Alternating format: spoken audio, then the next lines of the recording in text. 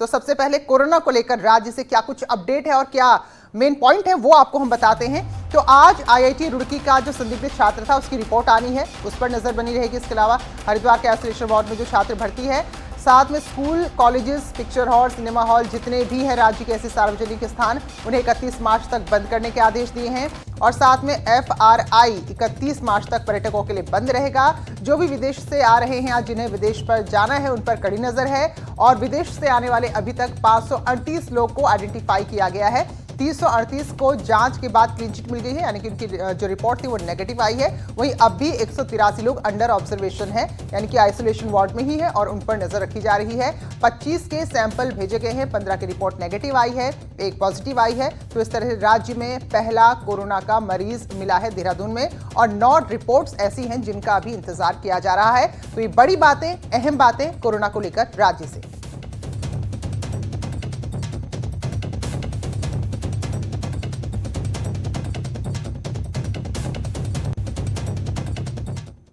तो कोरोना से जुड़ी हुई बड़ी खबर देहरादून से आई है, जहां इंदिरा गांधी राष्ट्रीय वन एकेडमी आइसोलेशन जोन घोषित कर दिया गया है। जिलाधिकारी ने IGNFA को आइसोलेशन जोन घोषित किया है, क्योंकि कोरोना का एक शख्स है जो पॉजिटिव आया है यहां, और कोरोना पॉजिटिव केस आने के बाद डॉक्टर्स को आदेश दिए गए हैं।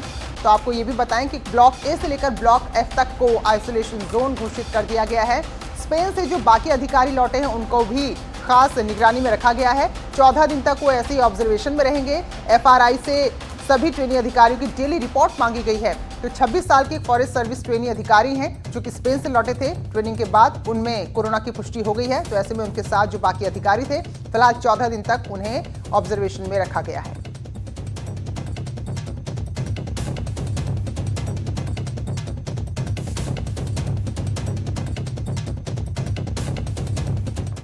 तो प्रशासन अलर्ट है, पहले से ही अलर्ट था, और अब जबकि एक केस पॉजिटिव आ गया है तो और ज्यादा सतर्कता बरती जा रही है। फिलहाल जो भी कोचिंग सेंटर्स हैं उन्हें बंद कर दिया गया है, और सभी कोचिंग सेंटर्स को बंद करने के जिलाधिकारी ने आदेश दे दिए। देहरादून में अगर कोई भी कोचिंग सेंटर खोलता है तो गैर कानूनी होगा, कार्रवाई इसके साथ होगी। तो 31 मार्च तक ये व्यवस्था लागू रहेगी। उप जिलाधिकारी और पुलिस को आदेश दिए गए हैं। सिनेमाघर, मल्टीप्लेक्स भी बंद किए गए हैं। खुले पाए जाने पर इनके खिलाफ सिनेमा एक्ट के तहत कार्रवाई होगी, क्योंकि सीधे सीधे लोगों की जिंदगी से जुड़ी हुई ये पूरी घटनाएं हैं। तो ऐसे में अगर कोई 31 मार्च से पहले इन नियमों का उल्लंघन करता है तो फिर उनको कार्रवाई के लिए तैयार रहना होगा। सुनील नवप्रभा देहरादून से हमारे साथ जुड़े हैं, तो अपडेट देंगे अब तक को कोरोना को लेकर। तो सुनील, जरा बताइए क्या बड़ी बातें हैं कोरोना को लेकर।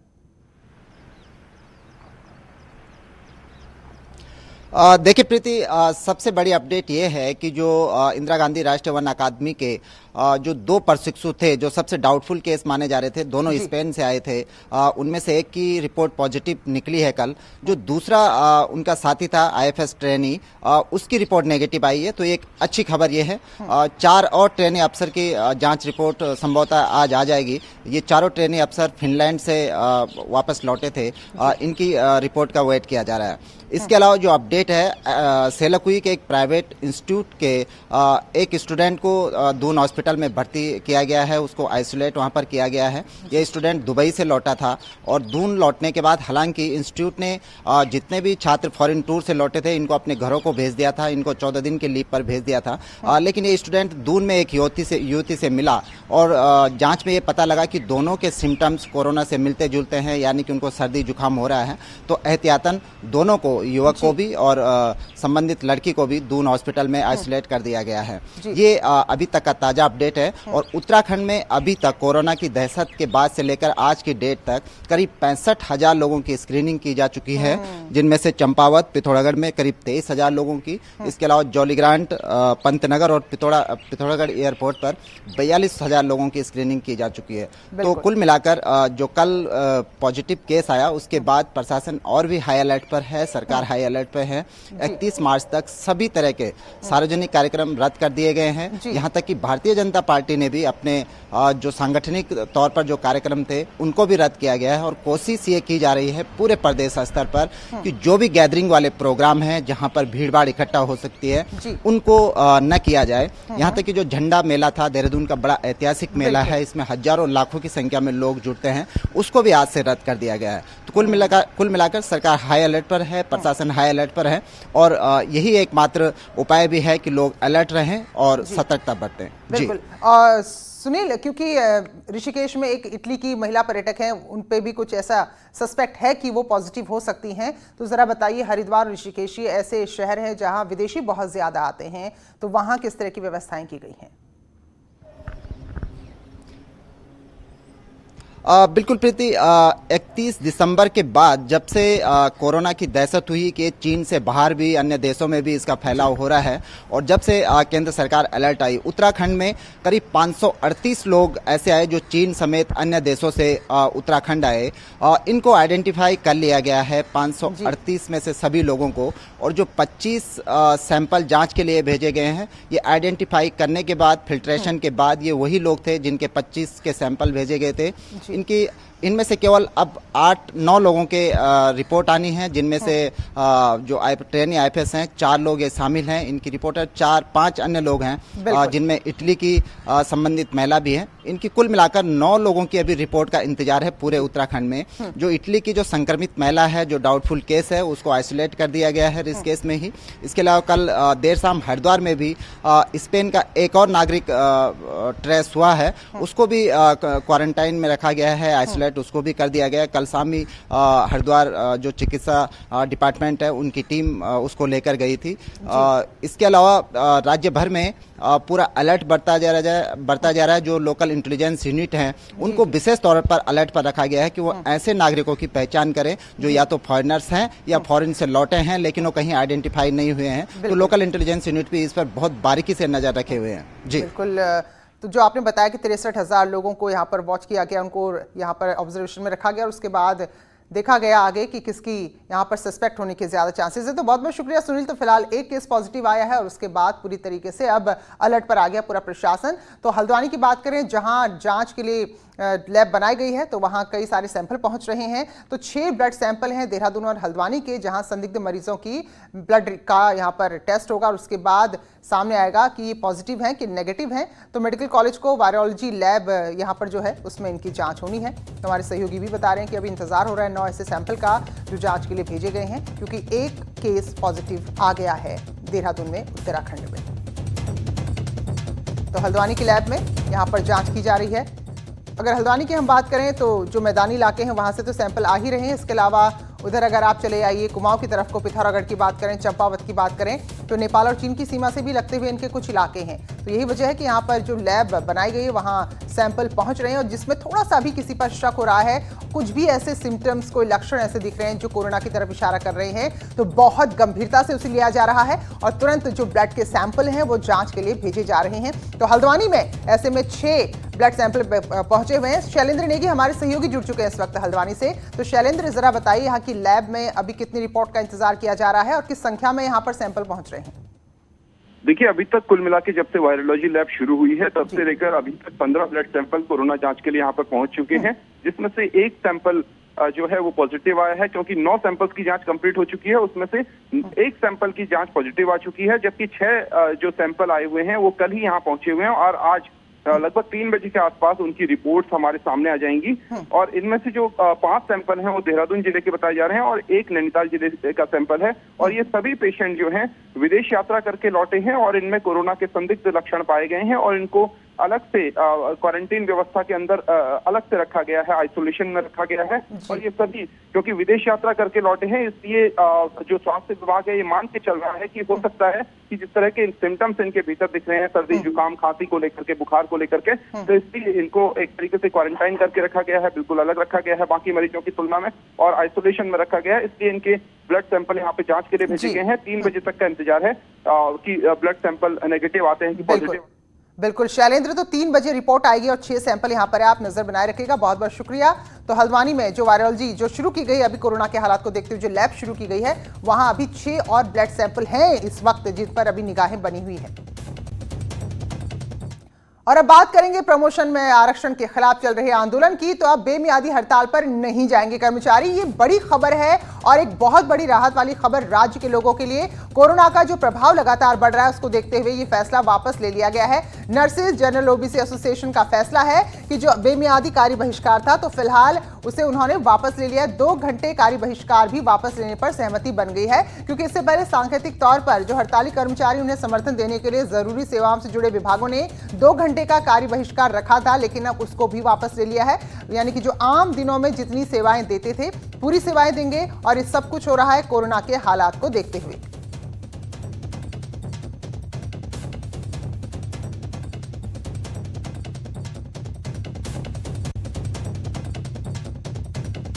तो ये बड़ी खबर भी है और राहत भरी खबर भी है, और जाहिर सी बात है जिस समय जरूरत है सबसे ज्यादा स्वास्थ्य विभाग की, तो एक अच्छा कदम भी उठाया जिसकी सराहना भी करनी चाहिए। तो फिलहाल जो उनकी मांगे उन पर फिर विचार करेंगे। फिलहाल अभी कंसंट्रेशन लोगों की जिंदगी बचाने पर। दिल्ली दंगे में अपनी जान गंवाने वाले पौड़ी के युवक के परिजनों को प्रदेश सरकार ने 5 लाख रुपए की आर्थिक मदद दे दी है। राज्य मंत्री धन सिंह रावत ने मृतक के गांव रोखड़ा पहुंचकर उनके परिजनों को 5 लाख का चेक दिया है, और जल्द ही दिल्ली बीजेपी इकाई द्वारा भी पीड़ित परिजनों को सहायता दिए जाने की बात कही है। तो दिलवीर सिंह जो दिल्ली दंगे में बड़ी ही बेरहमी से उनको मारा गया था, और काफ़ी कम उम्र के थे जो रोजी रोटी के लिए दिल्ली आए थे कुछ ही महीने पहले। तो फिलहाल उनके परिजनों को मिलकर 5 लाख की आर्थिक सहायता दी है मंत्री धन सिंह रावत ने।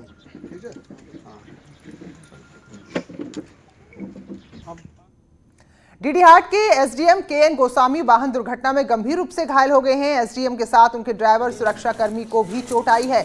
बताया जा रहा है डीडीहाट अस्कोट रोड में एसडीएम की गाड़ी गहरी खाई में गिर गई, जिसमें वो गंभीर रूप से घायल हुए हैं। तो सभी घायलों को फिलहाल पिथौरागढ़ के जिला अस्पताल में इलाज के लिए भर्ती कराया गया है।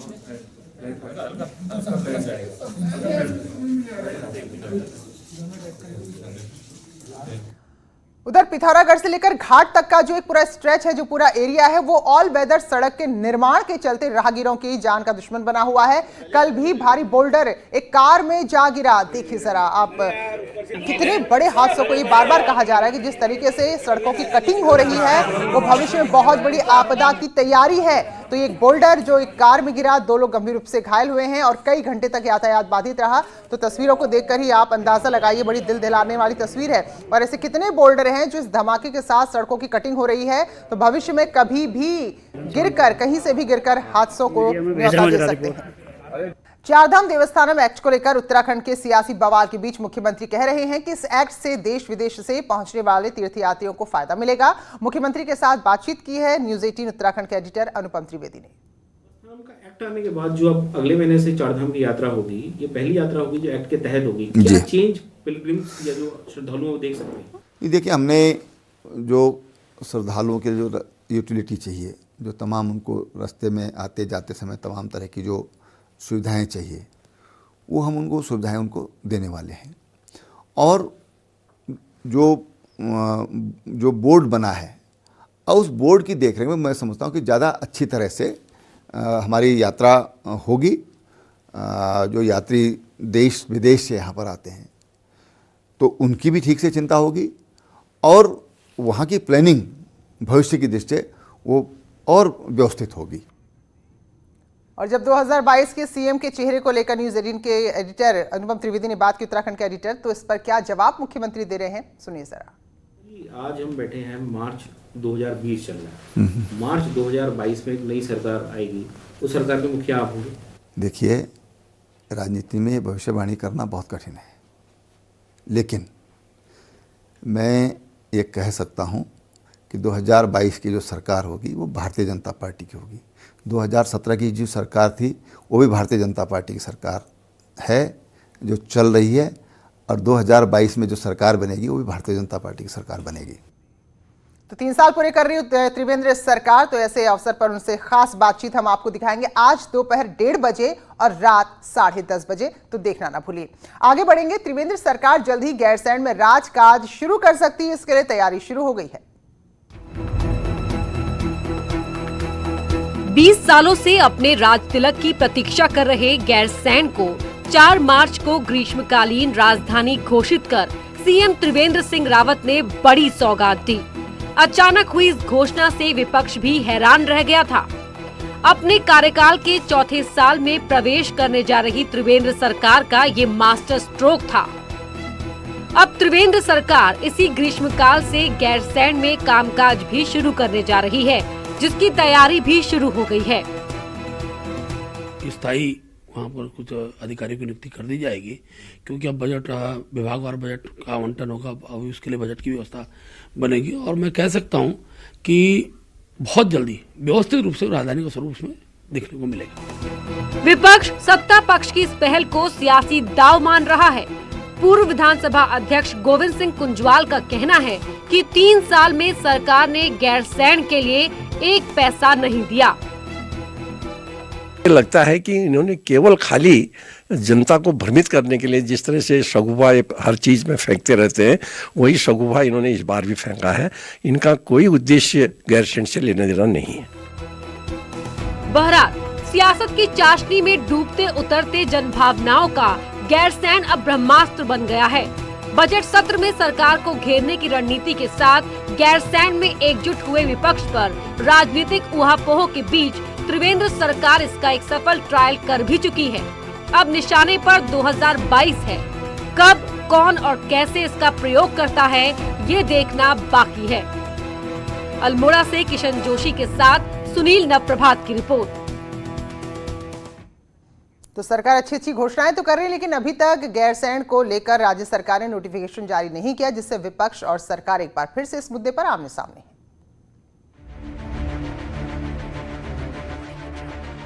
उत्तराखंड बनने के बाद से ही गैरसैंण पर संशय के बादल छाए हुए थे, लेकिन सीएम त्रिवेंद्र सिंह रावत ने गैरसैंण पर छाए हुए संशय के बादल हटाते हुए गैरसैंण को ग्रीष्मकालीन राजधानी घोषित कर दिया। अब ऐसे में विपक्ष सरकार पर सवाल उठा रहा है कि ग्रीष्मकालीन राजधानी का नोटिफिकेशन कब जारी होगा। ये सुनिश्चित चाहते हैं कि कितना दिन माननीय मुख्यमंत्री जी, उनका मंत्रिमंडल, मुख्य सचिव और अधिकारी गैरसैंण में बैठेंगे। वहीं जानकारों की माने तो सीएम ने ग्रीष्मकालीन राजधानी की घोषणा की है, इसलिए इस घोषणा को अमल में लाने के लिए कानूनी रूप में लाना जरूरी है। करेंगे, हो रहा है, आप जानते हैं अभी कुछ दिक्कतें हो सकता है, सेक्शन इत्यादि के स्तर पर हो, लेकिन करेंगे बहुत जल्दी। विपक्ष को इसकी चिंता करने की जरूरत कहाँ है। बहरहाल बीजेपी सरकार ने गैरसैंण पर अब अपना स्टैंड साफ कर दिया है, पर अब राज्य सरकार को इस घोषणा के एक कदम की ओर आगे बढ़ना होगा, और ये तभी होगा जब राजधानी का नोटिफिकेशन जारी किया जाएगा, क्योंकि अगर ऐसा नहीं हुआ तो ये घोषणा सिर्फ घोषणा ही रह जाएगी और 2022 चुनाव में बीजेपी के लिए मुश्किल पैदा कर सकती है। न्यूज़ 18 के लिए देहरादून से किशोर रावत की रिपोर्ट। चलिए और अब बात करेंगे चारधाम यात्रा की। तो इस बार रिकॉर्ड तोड़ बर्फबारी हुई है, तो ऐसे में लग रहा है कि अब कुछ ही दिनों में जो चारधाम यात्रा शुरू हो रही है वो कैसे होगी, क्योंकि बद्रीनाथ केदारनाथ में इस वक्त भी 10 फीट तक बर्फ जमी हुई है। उत्तराखंड में लंबे समय बाद रिकॉर्ड तोड़ बर्फबारी हुई और प्रदेश की चारधाम बद्रीनाथ, केदारनाथ, गंगोत्री और यमुनोत्री समेत ऊपरी इलाकों में काफी बर्फ जमी हुई है। कई इलाकों में तो अभी भी बर्फबारी हुई है। मौसम विज्ञान केंद्र के निदेशक विक्रम सिंह कहते हैं कि इस बार बर्फबारी बहुत हुई है। जैसे आप विंटर सीजन की बात करें, ओवरऑल रेन हमारी जो मिली है वो 150% से भी थोड़ी अधिक ही है। ठीक है, तो इसका मतलब जो नॉर्मल स्नोफॉल है वो भी उतनी % ज़्यादा है, क्योंकि जो 2500 मीटर या 3000 मीटर के आसपास के क्षेत्र हैं तो विंटर में पूरा वहाँ बर्फबारी होती है, कोई वहाँ रेन नहीं होती है। तो उसमें वो चीज़ बर्फ़ के रूप में मिली है, हमको स्नोफॉल के रूप में मिली है। लेकिन इस बर्फबारी ने मुश्किलें भी खड़ी कर दी हैं। यात्रा अप्रैल के आखिरी हफ्ते में शुरू हो जाएगी, लेकिन अभी भी वहां जमी 10 से 15 फीट बर्फबारी ने शासन प्रशासन को सकते में डाल दिया है। प्रदेश के मुख्य सचिव उत्पल कुमार सिंह भी मानते हैं कि इस बार टफ चैलेंज रहेगा। इसीलिए कार्य काफ़ी चुनौतीपूर्ण है, काफ़ी मुश्किल तलब है, लेकिन काफ़ी हिम्मत के साथ और काफ़ी उत्साह के साथ हमारे लोग जैसा पिछले साल कार्य किए हैं वैसा इस साल भी कर रहे हैं। ऐसे में सरकार के पास एक बड़ी चुनौती है कि वो कैसे इतनी बर्फबारी से चारधाम यात्रा करवाए, क्योंकि सरकार के लिए न सिर्फ बर्फबारी ने मुश्किलें खड़ी की हैं, बल्कि कोरोना वायरस की छाया भी यात्रा पर दिख रही है। न्यूज़ 18 के लिए देहरादून से किशोर रावत की रिपोर्ट। और इस वक्त खबर रामनगर से आ रही, जहां पेंगोलिन के तस्कर गिरफ्तार हुए हैं। शिकार करने वाले 4 तस्करों को वन कर्मियों ने ग्राहक बनकर गिरफ्तार किया है। वन कर्मियों को पहचान कर 2 तस्कर हालांकि इस दौरान भाग गए हैं और ये गिरफ्तारी हुई है तराई पश्चिमी वन क्षेत्र के आम पोखरा रेंज से।